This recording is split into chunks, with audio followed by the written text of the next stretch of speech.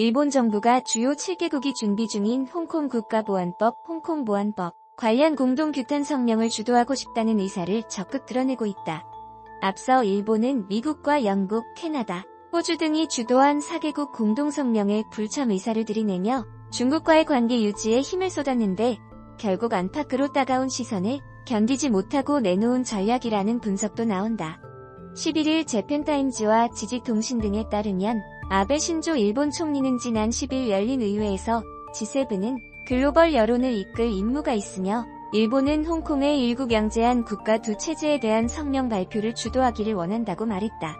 일본의 태도는 앞서 홍콩 보안법 통과 당시 중국과의 관계를 고려해 한 발 물러섰던 것과는 사뭇 다른 모습이다. 앞서 일본은 홍콩 보안법 제정을 규탄하는 국제성명서에 이름을 올려달라는 미국, 영국, 캐나다, 호주 등 4개국의 제안에 불참 의사를 밝혔다. 연내 시진핑 중국 국가주석의 방일이 예정된 만큼 중국과의 관계를 유지하는 게 중요하다는 판단이었던 것으로 분석된다. 다만 별도의 기자회견 형식을 빌어 홍콩의 자유와 법치주의 등이 심각하게 우려된다고만 말했다. 하지만 이후 일본의 태도에 대한 비판이 점차 거세졌다. 일본이 4개국 성명 제안을 거절했을 당시 일당국들은 큰 실망을 표명한 것으로 알려졌다.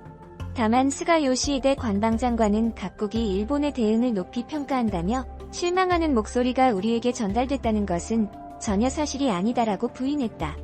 일본 내에서는 중일 간 센카쿠 분쟁 등이 계속되고 있는 상황에서 시 주석의 국빈 방문 결정은 신중해야 한다는 목소리도 나왔다.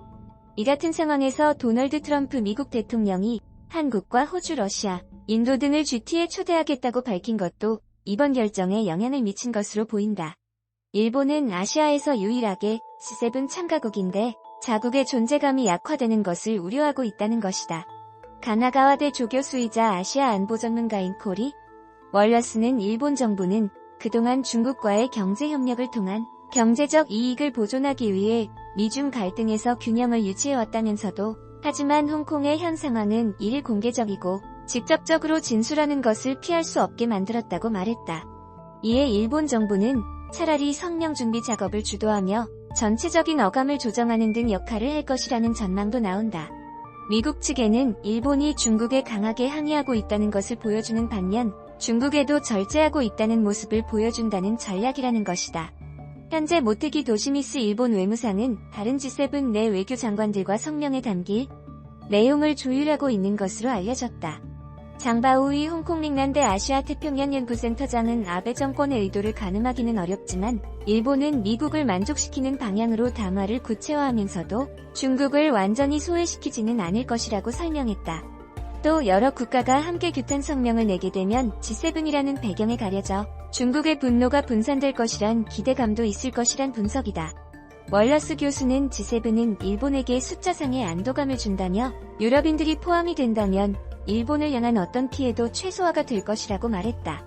한편 앞서 화춘잉 중국 외교부 대변인은 우리는 이미 일본의 깊은 우려를 표명했다며 홍콩 국가보안법 추진은 순전한 중국 내정에 속하며 어떤 나라도 간섭할 권리가 없다고 반박했다.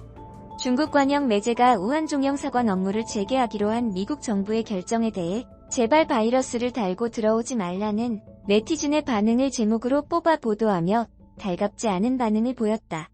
중국 공산당 기관지 인민일보의 장해지환 95는 11일 미 국무부가 우한 주재 미국 총영사관이 업무 재개 방침을 의회에 통보했다는 소식을 전하면서 네티즌들의 글을 인용하 이같이 주장했다.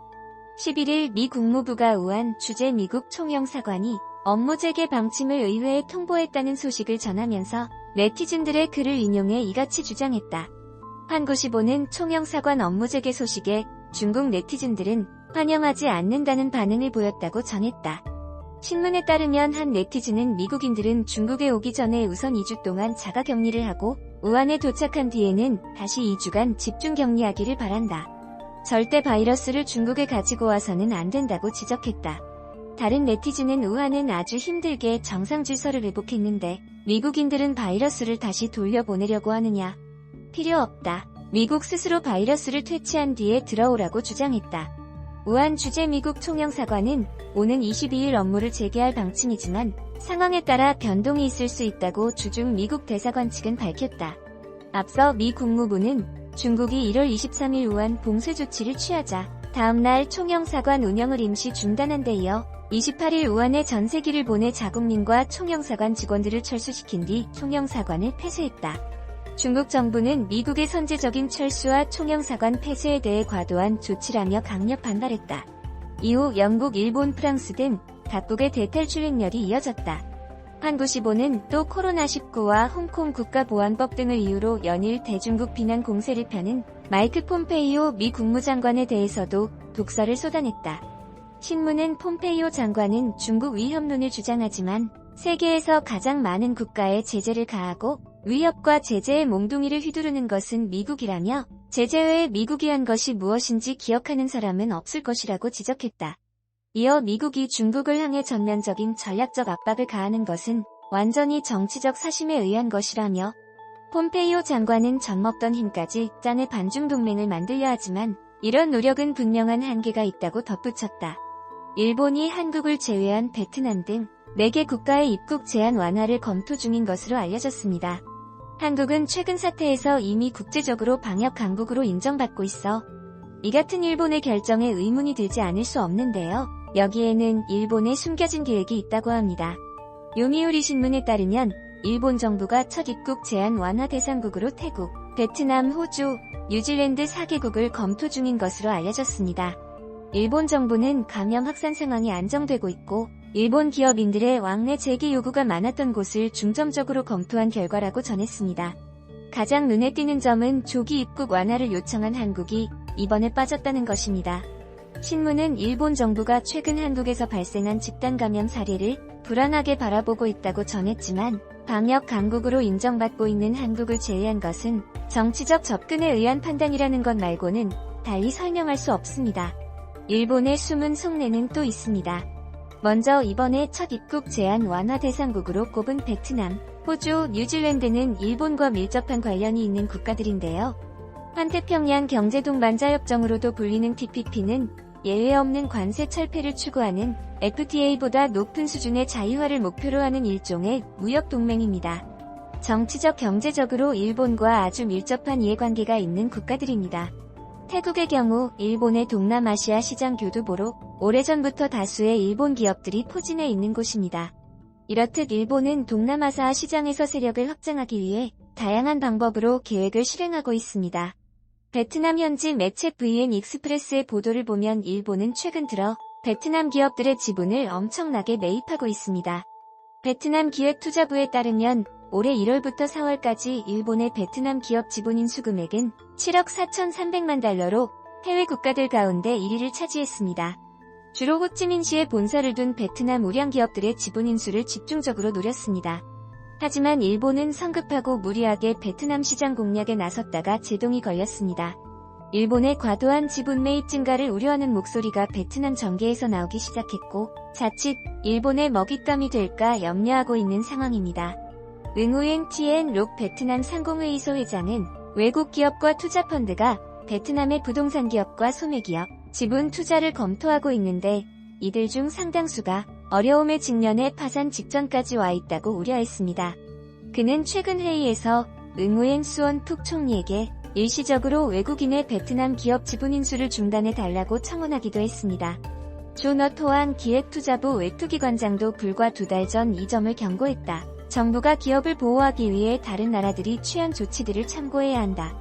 이탈리아, 독일, 스페인, 인도 같은 나라는 해외 기업의 자국 기업 지분 취득에 제한을 두고 주요 기업의 지분을 직접 매입하는 방안까지 검토하고 있다고 주장했습니다. 베트남 총리는 공개적으로 일본 기업과 베트남 공무원이 연루된 텐마 뇌물 사건의 철저한 수사를 지시했습니다.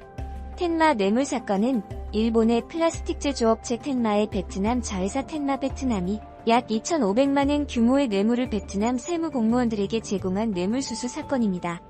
해당 사건은 현지 언론들이 대대적으로 보도하며 사회적으로 엄청난 이슈가 되고 있습니다.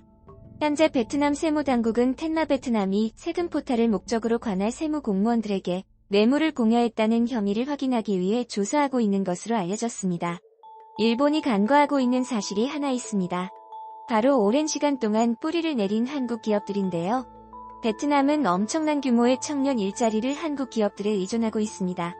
LG 디스플레이의 경우 최근 베트남 법인 내 생산직 8,000명, 기술직 400명 등 9,000여 명에 이르는 대규모 채용을 진행 중이며 삼성전자는 최근 1만 4,000명의 채용을 진행했는데 5월부터 다시 대규모 채용 절차에 돌입했습니다. 아시아 생산기지로 부상한 베트남에서 한국 기업들이 양질의 일자리를 제공하며 뿌리를 내리고 있습니다. 매물과 지분 매입으로 무리하게 베트남에 투자하고 있는 일본의 비열한 전략이 수포로 돌아갈 수밖에 없을 것 같은데요. 결국 베트남은 청년 일자리를 포함한 한국의 경제적 의존도 때문에 한국 기업들을 포기할 수 없을 것으로 보입니다.